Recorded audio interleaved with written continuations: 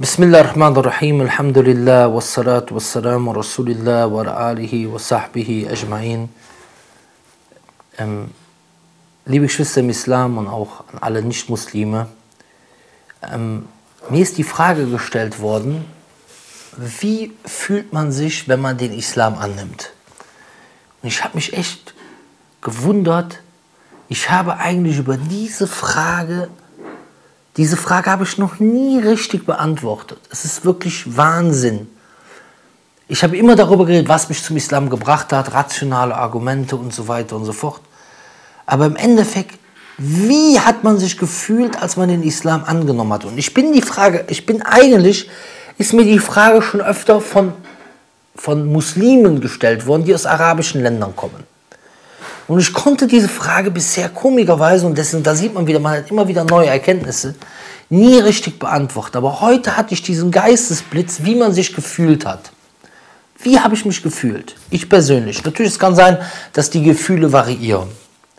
Und ich sage einfach, man hat sich, es ist ein unheimliches Glücksgefühl. Ein unbeschreibliches Glücksgefühl, wenn man den Islam angenommen hat und wenn man den Islam gefunden hat. Warum? Gerade für mich. Es war damals so, oder das geht bestimmt vielen Menschen in Deutschland so, dass man keine Gewissheit hat. Ja, man stellt sich die Frage, gibt es ein Leben nach dem Tod? Was passiert danach? Werde ich danach weiterleben oder stirbt man einfach irgendwann und das war es gewesen. Ja. So, das ist eine Frage, die man sich stellt und das ist etwas, was vielen Menschen auch Kummer gibt. Das heißt, die sagen, irgendwann ist dein Leben vorbei. Jeder Mensch möchte am liebsten in ewiger Glückseligkeit leben. Und jetzt auf einmal beschäftigst du dich mit dem Islam und deswegen gebe ich jedem den Tipp, sich mit dem Islam zu beschäftigen. Und dann merkst du auf einmal, du hast bisher immer gedacht, Religion ist irgendetwas Irrationales, etwas Einbildung, Glaube ist Annahme, Vermutung. Und plötzlich beschäftigst du dich mit dem Islam und du merkst auf einmal, hey, diese Religion hat nicht nur Glaube im Sinne von Annahme, sondern Beweise. Du hast auf einmal wirklich eine feste Handhabe, du weißt fest, du hast komplette Überzeugung, es gibt ein Leben nach dem Tod. Es geht weiter.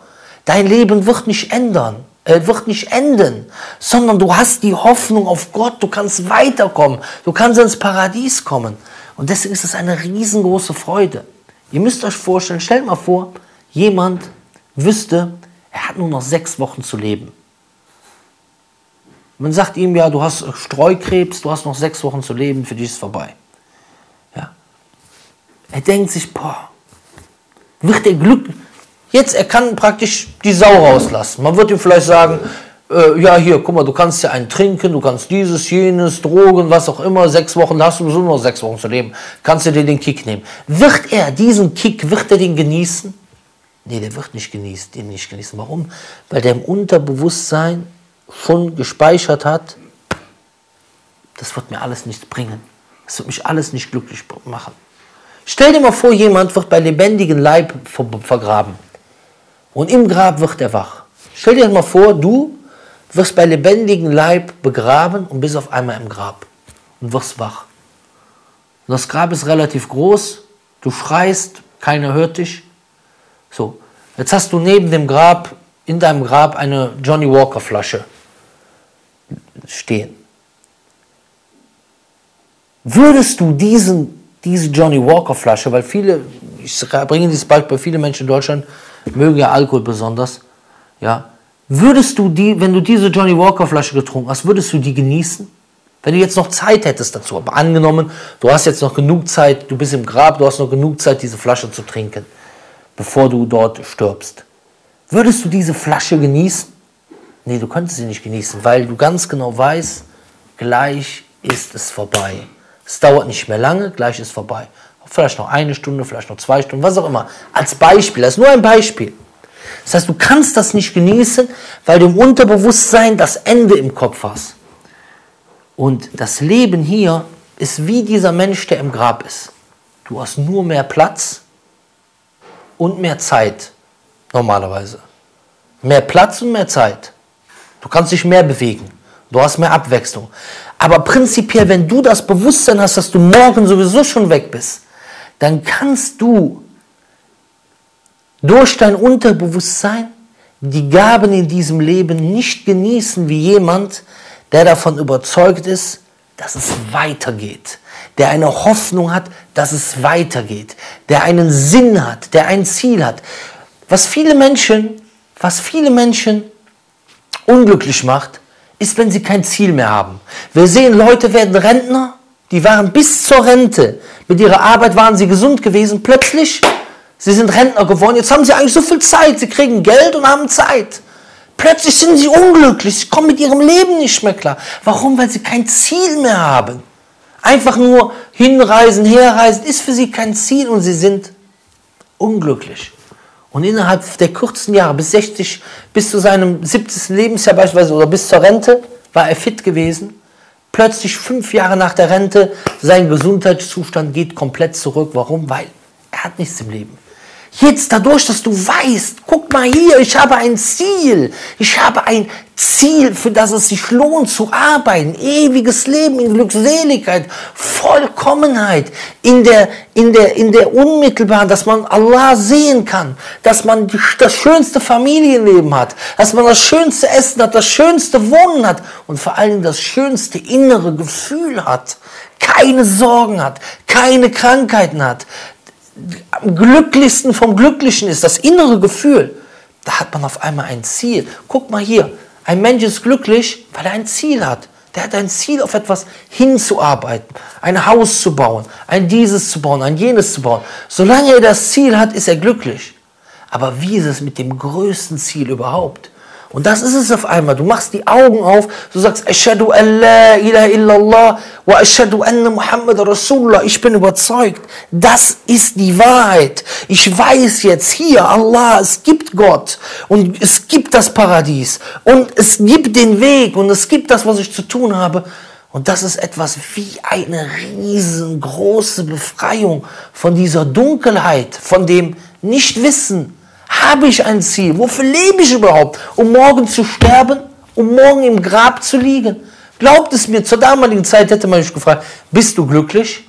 Hätte ich gesagt, ja, ich bin glücklich. Ja, ich bin glücklich. Ich habe ein schönes Auto, ich habe viele Freunde. Ich war auch ein extrem, ich würde sagen, ich war ein extrem ausgeflippter Typ. Ja? Das heißt, überall hingegangen, überall Spaß gehabt, auffällig.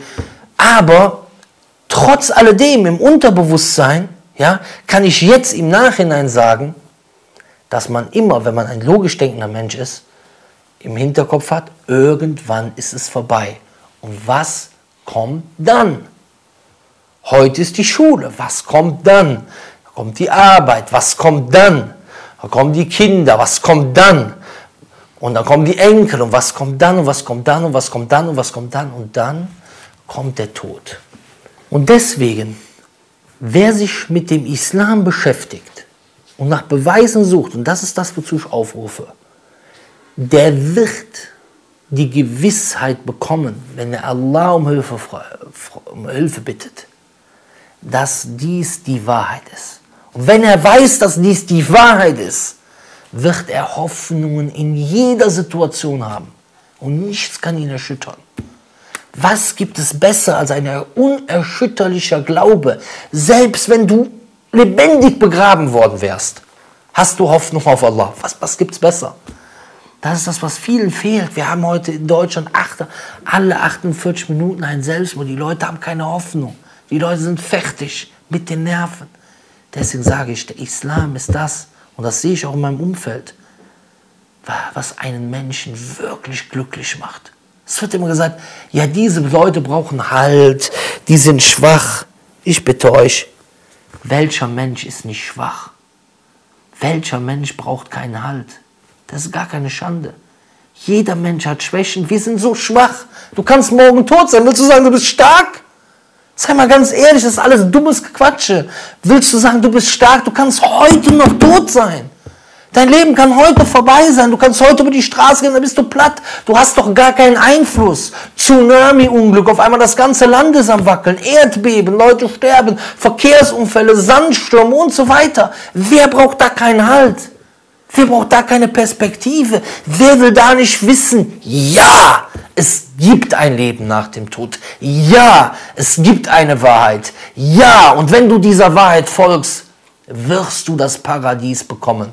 Und deswegen kann ich nur jedem sagen, wenn du so leben willst, mit dieser Überzeugung, Alhamdulillah, ich danke Allah, dass er mich zu diesem Weg geführt hat, weil das einen zum glücklichsten Menschen überhaupt macht. Egal was passiert. Selbst wenn um dich herum die Häuser einkrachen und die Sterne vom Himmel auf dich herabregnen und du mitten im Sumpf stehst, zwischen den Krokodilen, wird der Islam dir Stärke geben und wird der Islam dich festigen und der Islam dir Hoffnung geben, weil du weißt, du hast jemanden, der größer ist als das alles. Allahu Akbar. Deswegen kann ich nur jedem sagen, nimm den Islam an. Denn ohne Islam wirst du nicht glücklich im Diesseits sein und im Jenseits wirst du in die Hölle gehen. Deswegen beschäftige dich mit dem Islam. Und du wirst ein Gefühl bekommen, was unbeschreiblich ist. أقول قولي هذا واستغفر الله لي ولكم ولسائر المسلمين سبحانك اللهم وبحمدك أشهد أن لا إله إلا أنت أستغفرك وأتوب إليك